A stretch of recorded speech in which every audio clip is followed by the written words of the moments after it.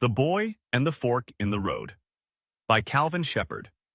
The night his mother passed, the boy's world split in two.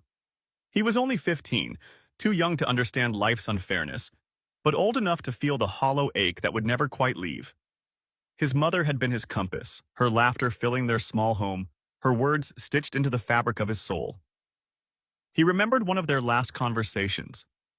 "Son," she said softly, her hand resting on his, "life isn't about waiting for things to be easy. It's about finding the strength to keep going, even when it's hard." He swallowed back tears. "But what if I can't, Mama?" She smiled weakly, but her eyes still shone with fire. "Then you fight until you can. Promise me you'll chase your dreams, no matter what. Promise me you'll become the man I already see in you." The boy nodded, though inside he was terrified. When she was gone, the house felt unbearably quiet. Grief pressed on him like a weight he couldn't shake.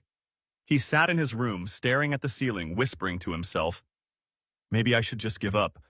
What's the point without her?" And that's when, in his heart, he found himself standing at a fork in the road. Two paths stretched before him, two possible futures, two versions of the man he could become. Path 1, the road of purpose. He chose to rise. Every morning, when the pain tried to swallow him, he whispered to himself, "Don't stop now. You're made for more." He didn't always believe it, but he repeated it until one day he did. He began sketching designs, hearing his mother's voice in the back of his mind. "Your ideas matter, baby. Put them out into the world." At first, no one took him seriously. He sold shirts out of a backpack. Kids laughed. Some said, "Who'd wear that?" But he would look in the mirror and remind himself, one day people will. Years passed. The clothing brand grew. And every time he wanted to quit, he imagined his mother watching him, smiling proudly. When he made his first profit big enough to invest in real estate, he hesitated. The deal seemed risky. Fear crept in. "What if I fail?" he muttered to himself. But then he heard her again, almost like she was right there. "What if you fly?" So he signed the papers, and that was the start of an empire. From one property to many, from one business to several, the boy became a man.